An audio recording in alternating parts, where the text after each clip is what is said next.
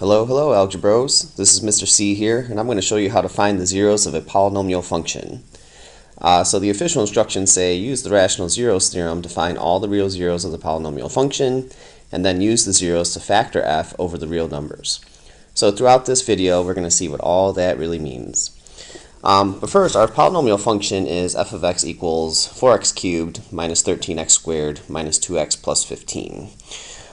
When you get a question such as this, where it's basically just asking you to find the zeros, you want to keep in the back of your mind that we're really charged with this task, trying to solve this equation, f of x equals 0, which means we're trying to find all the values of x such that when you plug them back into the function, the output for each of those x's is 0. So that's why they're called real zeros. Additionally, if they happen to be real numbers, that's what officially classifies them as real zeros.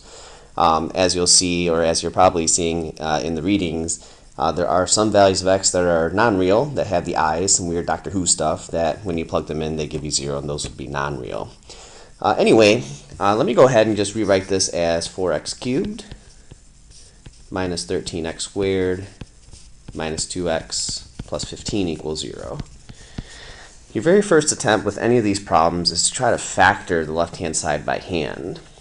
So since this is a 4-term polynomial, you might want to consider factor by grouping, in which case you'd group off the first 2 terms and then the last 2 terms and try to find some sort of GCD, GCF within each of these groupings of terms. So if you look at the first 2 terms, the GCF between those two would be x squared, and that would leave you left over with 4x minus 13. If you try to take out a GCF of the last 2 terms, the only thing you could really take out is either a 1 or a negative 1, in which case you're not left with 4x minus 13. And so all in all, what I'm trying to get at is that factor by grouping is not going to work with this left-hand side. So what do? Well, you use the rational zeros theorem. And the rational zeros theorem says that if there are any real numbers that happen to be fractions or integers that are zeros of the polynomial, they're actually going to be built by using the leading coefficient and the constant term of the polynomial function. It's kind of a cool thing to see. So what I'm going to do is just kind of color code things here. It's how I like to roll. So we're going to make 3 lists. And in each of these lists, we're going to use, in some way, shape, or form, numbers that go into 4, numbers that go into 15, and then the third list is going to be built by, consisting of the fractions that we can build by using numbers that go into 4 and 15. So the list that I'm going to make first is going to consist of all the numbers that go into 15. I usually like to say that those numbers are a list for p, and so I'm going to go p, and all the numbers that go into 15, including the negatives, would be 1, 3, 5, and 15. So I'm going to list out 1, 3, 5, and 15, but in front of each of those numbers I'm going to put a plus or minus. So plus or minus 1, plus or minus 3, plus or minus 5, and plus or minus 15. And the reason why I'm including the negatives is because, if you think about it this way, not only is like positive 3 times positive 5 equal to 15, but you could also do negative 3 times negative 5 to get positive 15. So we just want to make sure we cover all of our bases. The next list is going to be a list for Q, and basically the list for Q consists of all numbers that go into 4. So right underneath here is going to go that list. So all the numbers that go into 4, including the negatives, are plus or minus 1, plus or minus 2, plus or minus 4. The third and final list is going to be where we see the possible rational zeros, and I'm going to designate that list as a list for P over Q. To make this list, what you want to do is treat each one of these numbers in the list for P as a numerator, and each one of the numbers in the list for Q as a denominator, or as Arnold would like to say, the denominator. Anyway, we'll get to the chopper after we're done. So basically, here's what you're going to do. Let's start with 1, and if we treat this as a numerator, we're going to treat the 1 that's in the list for Q as a denominator. So our first fraction that's going to go into our list for P over Q is 1 over 1. And you definitely want to make sure you include plus or minus for that as well. Of course, 1 over 1 simplifies to 1, but I'll just leave that as is. The next fraction going in our list, we're still going to use 1 as a numerator, but now we're going to use 2 as a denominator. So that'll give us the fractions plus or minus 1/2. Now we're going to use 1 again, but this time use 4 as the denominator, so plus or minus 1/4. So continuing in this fashion, we'll now use 3 as a numerator, and then all 3 of these as a denominator. So plus or minus 3 over 1, plus or minus 3 over 2, plus or minus 3 over 4. All right, next set of fractions, 5 over 1, 5 over 2, and 5 over 4. So I'll write that down here.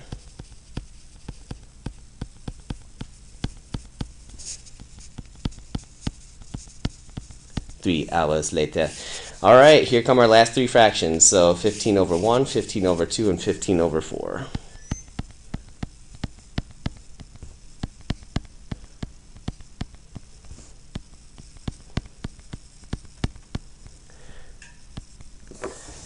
Okay, so yeah, some of these do simplify. Like I already mentioned, 1 over 1. If you wanted to rewrite that as 1, that's fine. Also with like 3 over 1, 5 over 1, and 15 over 1.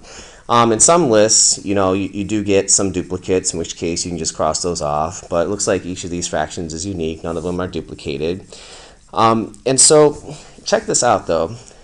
If we want to count the total number of fractions, we've got 2, 4, 6, 8, 10, 12, 14, 16, 18, 20, 22, 24. So there are officially 24 fractions in our list, and not all of them can be real zeros. Excuse me. In certain cases, only one or maybe none of them are going to be real zeros. So what you have to do is narrow this down, and here's a little clue. If you notice, our polynomial function has a degree of 3, so the most number of zeros that we're going to have is 3. So if we take a look at this list, the rational zeros theorem says that if there are any zeros that are rational or integers, they're going to come from this list. So hopefully we've got some numbers from this list that happen to solve the equation f of x equals 0. One way of trying to see which one of these numbers is going to be a real zero is to just randomly pick one and plug it into your function to see if f of x winds up coming out to be 0. Or you could try to randomly pick a number and run it through synthetic division, and if the remainder is 0, once you're done with the synthetic division, then you've got yourself a real 0. But we're going to use technology to help us narrow these numbers down, get a little thug life on it. So give me a second here. If you want to look at the most efficient way of figuring out, which of these could be the real zeros of a polynomial here, go ahead and get out your graphing calculator. And let's see, let's turn this on. Is it working?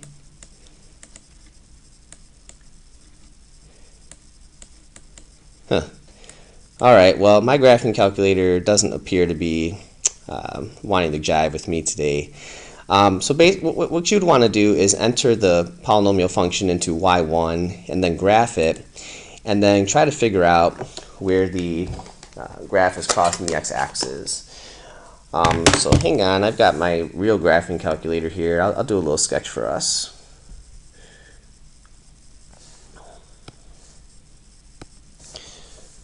Alright, so my y-axis, my x-axis.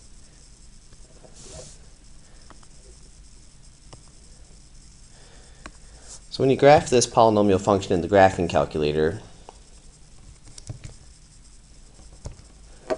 you want to type in to y1 4x cubed minus 13x squared minus 2x plus 15. Do a little zoom 6. And here comes my Van Gogh here.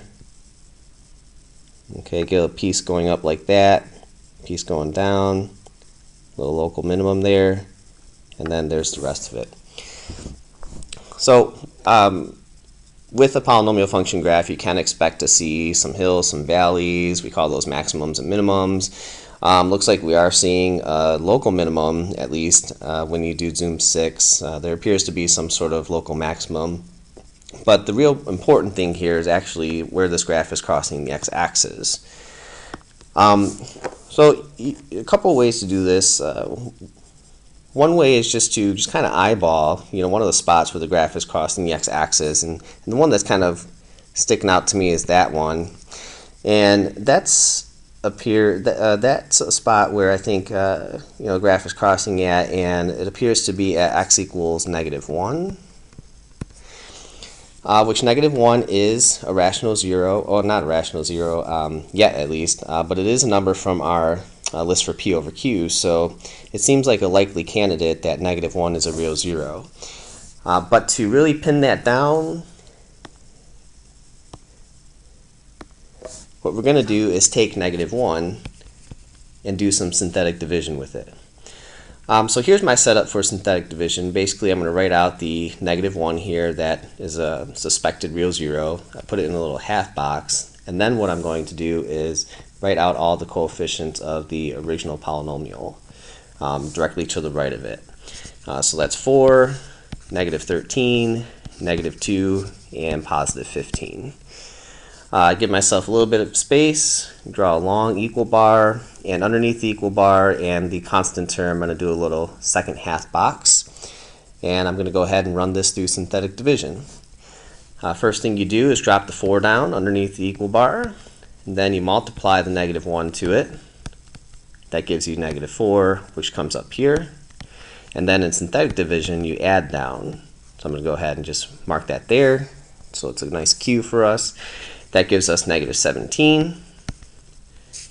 Continuing again, -1 times -17 is +17. Okay, add down, -2 plus 17 is +15. One last round of multiplication by -1 gives us -15. And as you can see, when you add 15 and -15 together, we obviously get 0, and I'm so happy about that, I'm going to draw myself a little emoji. So the reason why I'm really happy about that is because -1 happens to be a real zero of the polynomial function. But it also allows us to do something really neat with the original equation. So you've probably read, or you know by now, that if we have a number that's a real zero, it allows us to start factoring a polynomial function.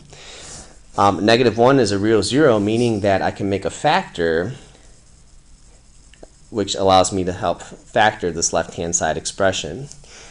And that factor, do it this way, is going to be x minus -1.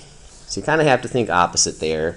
If -1 is a real zero, then x minus -1, which winds up being x plus 1, is the associated factor. So you might be wondering, well, Mr. C, what's the other factor then? Well, the other factor is actually going to be built by using these numbers from the synthetic division. All right, so let's write 4 down. We'll write x with it, and to determine the power of x to determine the power on this x, it's always 1 less than the degree of the original polynomial, which, going back up, the degree of the original polynomial is 3. So the power that we should have on x here is going to be 2, and then we just kind of trickle down the line the rest of the way. The next coefficient is going to be -17. That's going to have x to a power of 1, or simply x. And then the next term is going to be +15. Alright, so knowing that -1 is a real zero allows us to rewrite that left-hand side of the original equation, as x plus 1 times quantity 4x squared minus 17x plus 15. So what you want to do next is consider factoring this quadratic expression. In some cases it will factor by hand. In a lot of the other cases, though, you're going to want to use the quadratic formula. This actually does happen to factor by hand, but in the event that you get something that is giving you trouble or is impossible to factor by hand, I'm going to show you the quadratic formula route. So basically what I do here is once I get a factor down to a quadratic expression, I just start setting things equal to 0. So the first thing I'm going to set equal to 0 is the x plus 1. Of course, we can quickly solve that, get x equals -1. Okay, so that shows us that -1 is a real zero again. Now what I'm going to do is take the quadratic expression 4x squared minus 17x plus 15, set that equal to 0. And we're going to use the quadratic formula to solve this. So with that said, x equals negative 17 plus or minus the square root quantity negative 17 squared minus 4 times 4 times 15. That's all over 2 times 4. Alright, so once you scrub away through all this arithmetic, we're going to have 17 plus or minus the square root of 49. Alright, and that's because whatever's in here, or the expression that we have in here, that winds up being 289 minus 240. Alright, and this is all over 2 times 4, which is 8. And just funneling through the arithmetic here, we're looking at 17 plus or minus 7 all over 8. And here's where I'm going to break this up into two different fractions. So x equals 17. I'll use the plus part of the plus or minus. So 17 plus 7 all over 8. And then 17 minus 7 all over 8. All right, almost there, almost there. Okay, so 17 plus 7 is 24 all over 8. So x equals 3. If you look at the graph actually does appear to be crossing at x equals 3, so that's a sigh of relief there. Over here, x equals 10 over 8, which reduces to 5 over 4. Now this one might be a little bit harder to tell on your graph that it crosses at 5 over 4. But check this out, 5 over 4 happens to be a number in our list, so that gives us some more confidence with that value. Of course, negative 1 is in our list, and also positive 3, so we're seeing that the rational zeros theorem is valid in this case. Okay, we have 3 values of x. Our 2 values from the quadratic formula, x equals 3, x equals 5 over 4. And we also have x equals negative 1. You do not need to look for any more zeros because the most number of real zeros that this polynomial function can have is 3. So what I'm going to do is start closing this problem off. I'll write out all the zeros. Okay, negative 1, 3, and 5 over 4. So that's one part of the problem. The next part of the problem is to write out the factored form version of the polynomial function. So what I'm going to do is just kind of denote that by double F, factored form. And let's go this way, f of x equals. So to build any factor with a 0, we kind of saw this within the problem, you do x minus the 0. So let's go ahead and open up a set of parentheses, x minus negative 1, which we saw that wound up being x plus 1. That's a factor. Another factor is going to be x minus 3. And then the third and final factor here is going to be x minus 5 over 4. So there is one little remark that I have to make here. It's not the biggest deal in the world, but we do want to make sure that we are correct in our answer. So if you think about foiling this all out, we're not going to. I'm going to pull a ain't nobody got time for that. But if you think about foiling these 3 factors out, the leading coefficient of the polynomial function would not be 4. But in our original problem, the leading coefficient is 4. So basically that's because this factor has a 0 that's a fraction. The quick fix to that is basically just to put a 4 in front of all these factors. And here is an official factored form of the polynomial function. A different way to write out the factored form version of the function, let's leave the first 2 factors alone, so x plus 1 and x minus 3. This is kind of a trick here. So think about clearing the denominator of 4 out using these 2 terms. Basically, if you wanted to clear the denominator of 4 out, you'd have to multiply this fraction by 4.